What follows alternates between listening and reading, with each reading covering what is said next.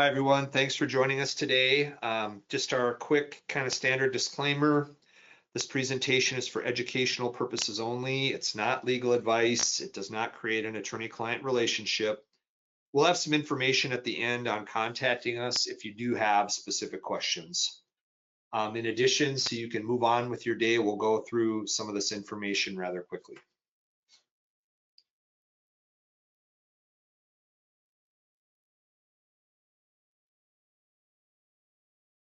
So let's talk about what is sexual harassment.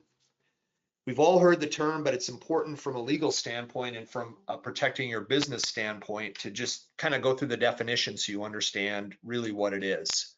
So it's a form of sex discrimination that violates Title VII and equivalent state and local laws. Title VII refers to the Civil Rights Act, which is a federal law. It's any harassment based on someone's sex or their gender. Gender is now included based on a recent US Supreme Court decision, and also involves any unwelcome sexual advance or conduct of a sexual nature where any of the following are true. Submission to the conduct or submission to the advance or conduct is made explicitly or implicitly a condition of employment.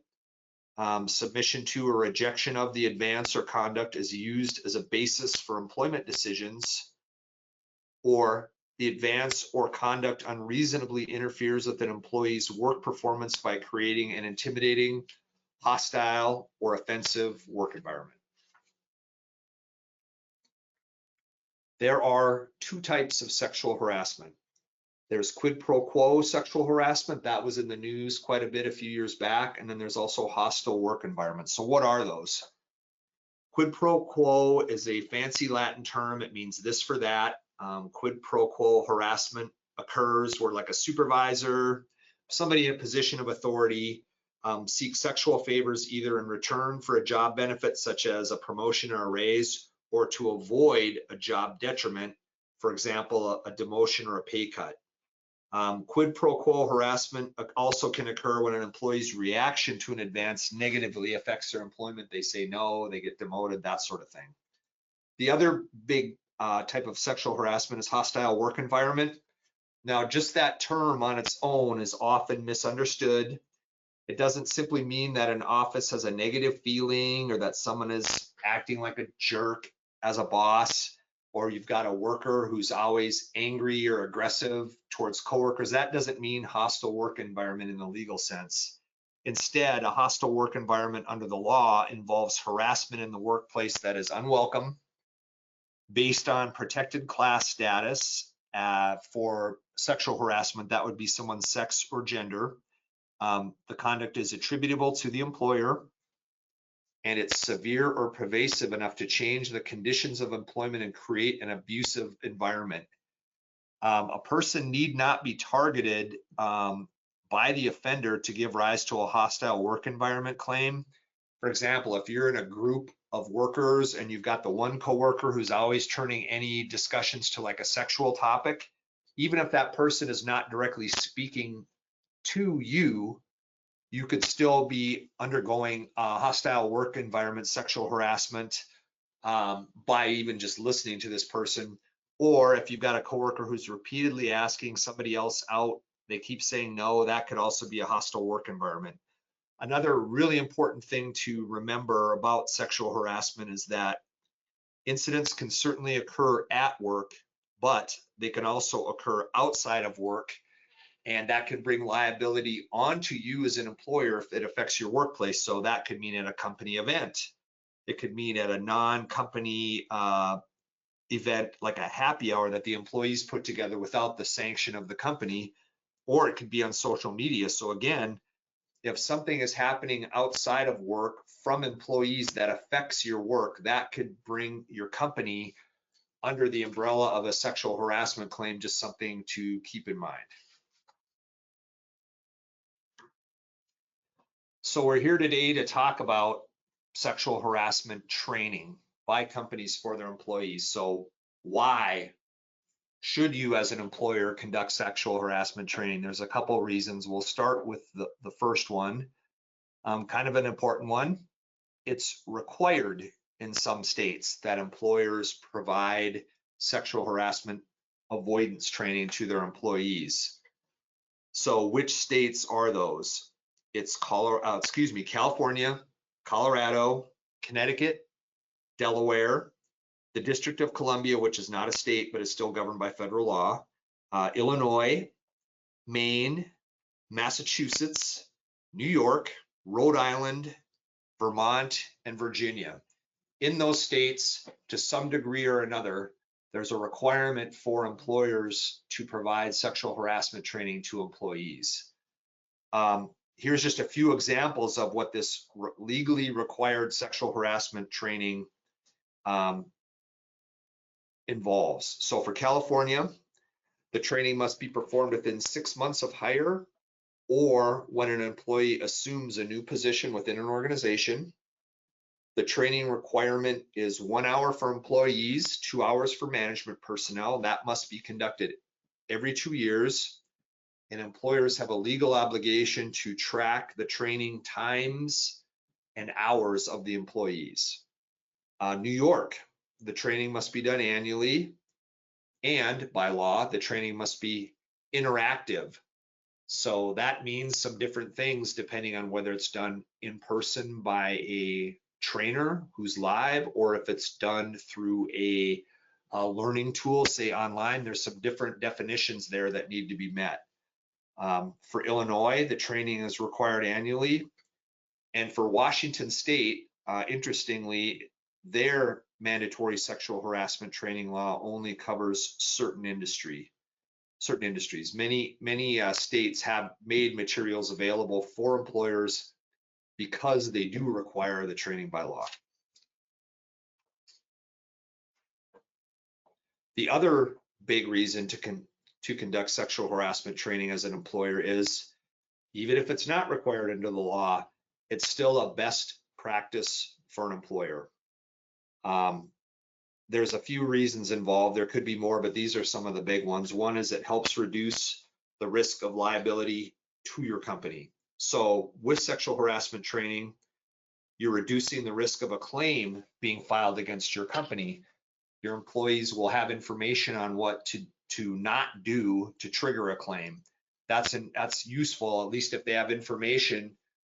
Your employees are less likely to commit an offense along those lines. The training also provides awareness to your employees and also to your managers of what's expected in terms of behavior along the lines while you're working. It gets an employer into compliance with legal requirements if you provide training. So even if you operate in states that don't have mandatory sexual harassment training laws, sexual harassment is still illegal under federal law, and then also under many state laws, even if they don't have a training requirement. So training can be essential to your business to meet your compliance requirements under the sphere of sexual harassment. And ultimately, if you provide sexual harassment training, it's going to help your organization's bottom line.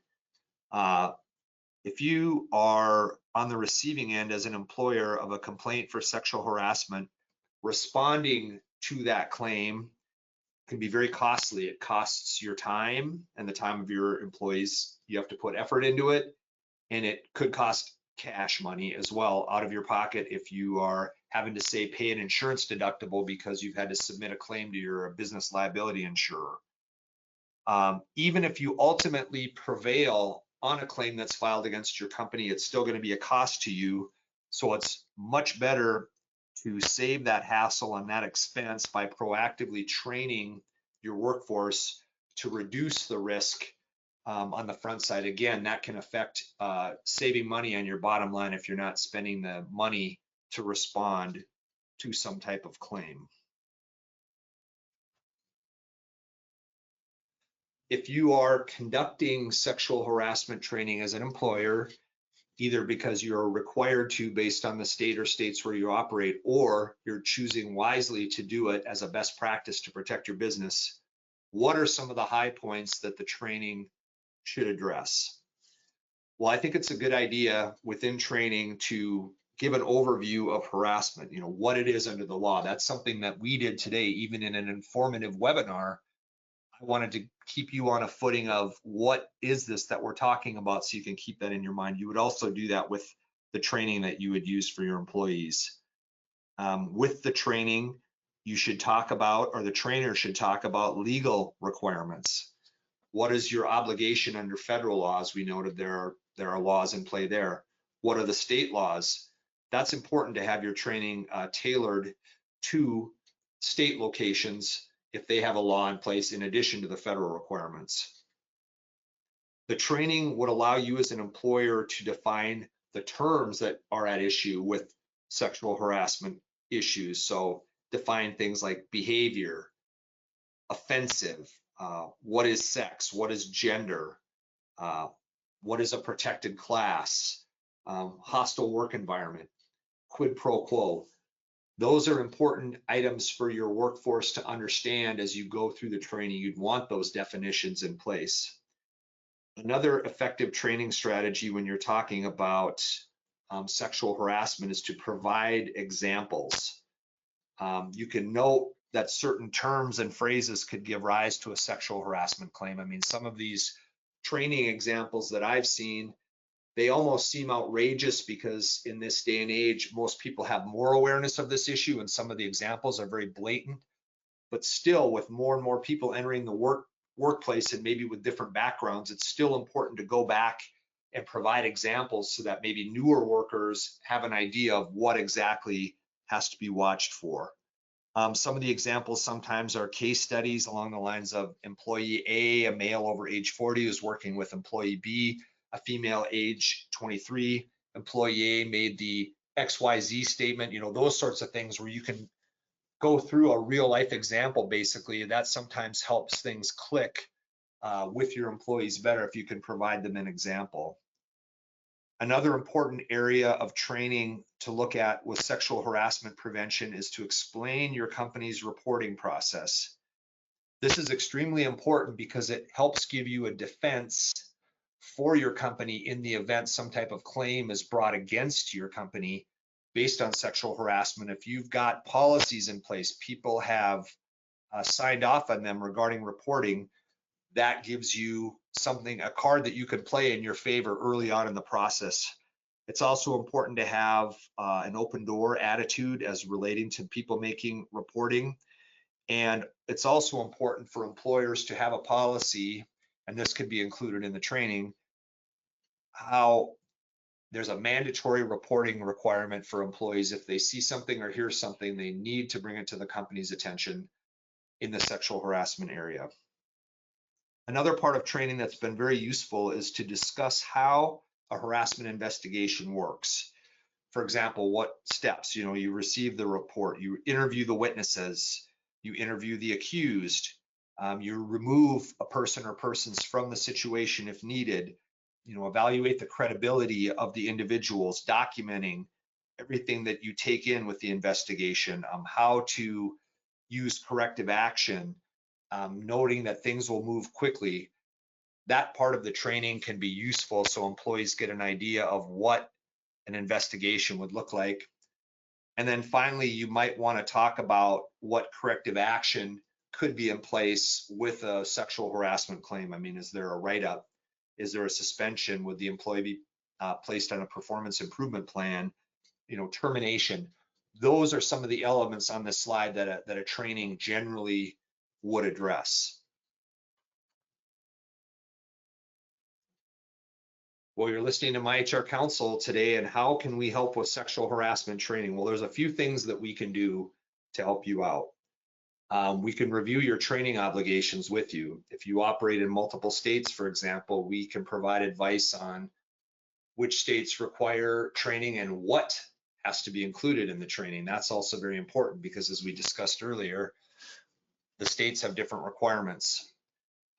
Discuss some best practices, what items to cover, what items not to cover, when to conduct the training. Some of that can come into play if you're in a required training state, and some of it can also come into play if you're just doing it as a best practice, as we were discussing earlier. There can be advice provided on the frequency, the topics, things along those lines. And then on any post-training situations that come up. You've conducted the training, but now an issue has come up within your organization.